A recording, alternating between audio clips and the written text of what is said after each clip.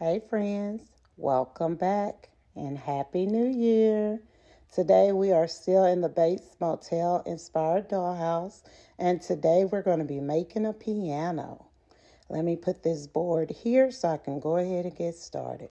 Now these pieces of wood measure 1 inch by 4 inches and also 4 inches by 4.75 inches. And all I'm doing now is gluing the bottom to the front and back side of the piano. And I'm using the Allen glue to glue these pieces together. All right, once these pieces are somewhat dry, you can go ahead and add the side pieces to each end of the piano.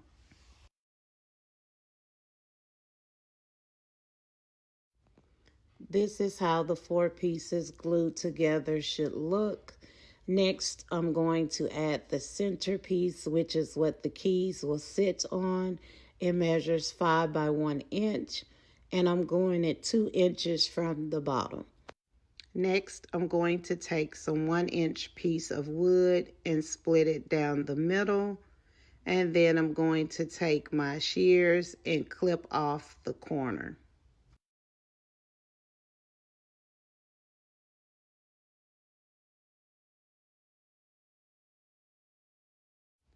Next, I'm going to file the corners down so that it gives it this shape for the ends of the piano.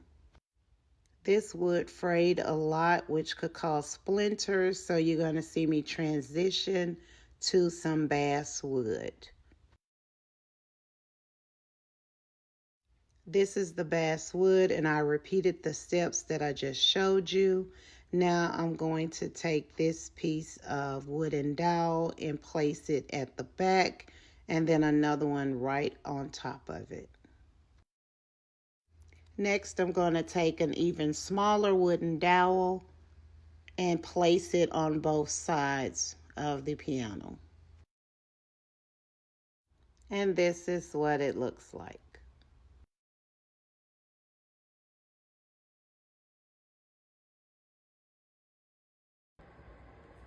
Now's a good time to sand any edges or corners that may need to be sanded before we move forward.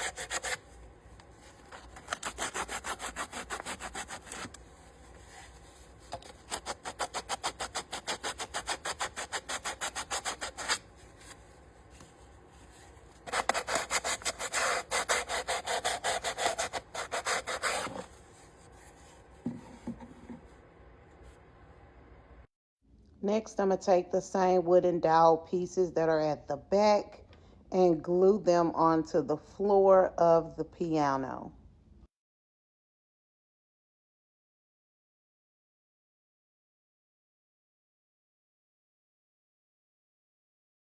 I added some round wooden dowel pieces and applied them on top of the square wooden dowels. Next, we can go ahead and add the top of the piano. I let it hang a little bit off the sides in the front. Also, I'm filing the front round to give it a little curved shape.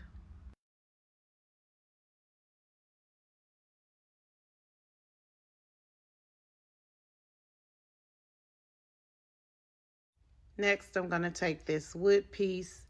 Notice how it's cut on both sides, and I'm going to sit it straight up on the smaller wooden dowels. Now this piece is not to be glued down, it's just to hold up the lid. I'm going to push it forward so that the lid sits flat. Now I'm inserting the lid on top of the wood piece so that we can add hinges. These small hinges came from Dollar Tree. They were $1.25, and I'm going to be gluing them onto the lid of the piano keys. Now, I used super glue, but then had to go back and use the Allen glue. So I suggest using the Allen glue on the hinges. When gluing the hinges, make sure the bevel is sitting upward and not downward, because that's what's going to allow the piano door to open and close. Make sure that you look at this hinge before gluing yours down. This is the super glue gel that I used, however it did not hold once I added paint, so I suggest using the Alline glue.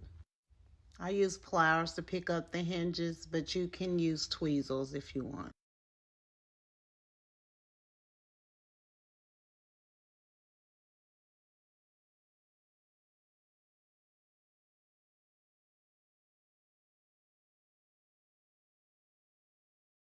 Please allow time for the hinges to dry completely before opening and closing them. Also, make sure you remove any excess glue so that it does not mess up the outcome of your paint. This is what it looks like so far. Let me show you how the door will open and close. You can go ahead and remove this piece of wood. Next, I'm going to take this piece of wood, cut it in half, and glue it to the bottom of where the keys sit. Next, I'm going to glue this even smaller piece of wood on top. These small pieces of wood that you see me using, I got them from Hobby Lobby. Hobby Lobby sells them in a pack of different sizes.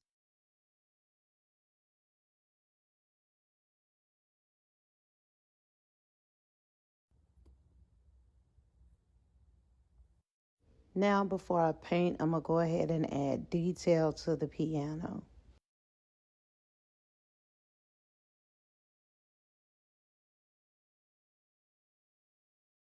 Now the build part of the piano is complete. Before we add the keys, I'm going to go ahead and paint it this real brown wood color. I'm starting with the smaller paintbrush to get into the small crevices.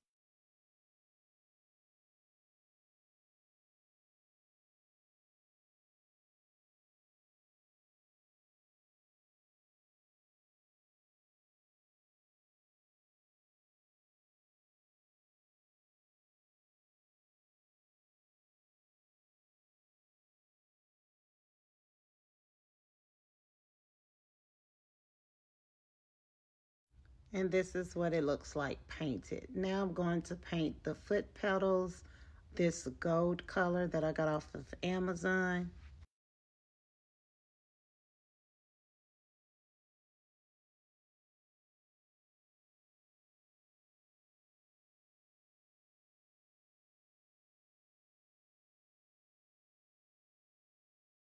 I don't like what the glue did to the paint job, so what I'm going to do is take this piece of wood and glue it to the back part of the lid.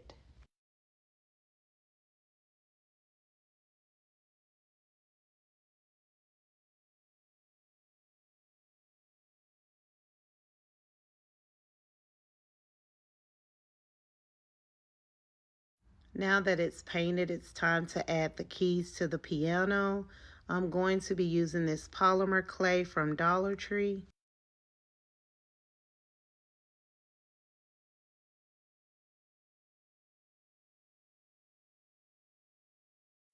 The polymer clay is kind of hard, so what you're going to have to do is break it up and roll it around in the palms of your hand so that it can become soft in order for you to use it.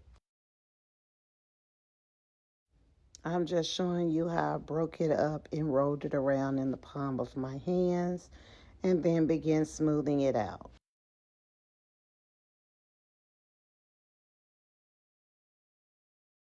You can use any type of can to flatten the polymer clay. I used a spray can. You also want to use some non-stick paper so that the polymer clay does not stick to the surface.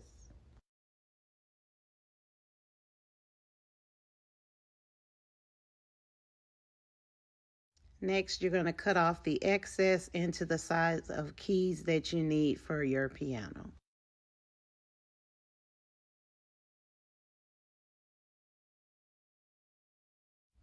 Next, cut the size of the keys that you want. You're not going to cut all the way through, just enough to make an indentation. Next, put it in the oven, set it to 300 on bake, and leave it in there for about 5 minutes. You're going to do the exact same thing with the black polymer clay as well. Now that everything is ready, you're going to go ahead and separate the black keys and insert your white keys. I'm going to put some Alline glue to the bottom part of the piano where the keys are going to lay. You don't need a lot, just a little to hold the keys in place. If it's too long, you can definitely cut it to the size that you need it.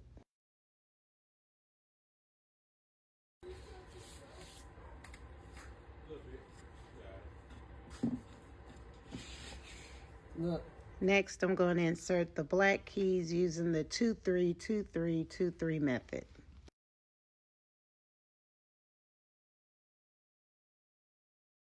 This is the final look. Thank you again for watching my channel. I do appreciate each and every one of you. Stay tuned as we make the bench to the piano in the next video. See you in the next video. Bye.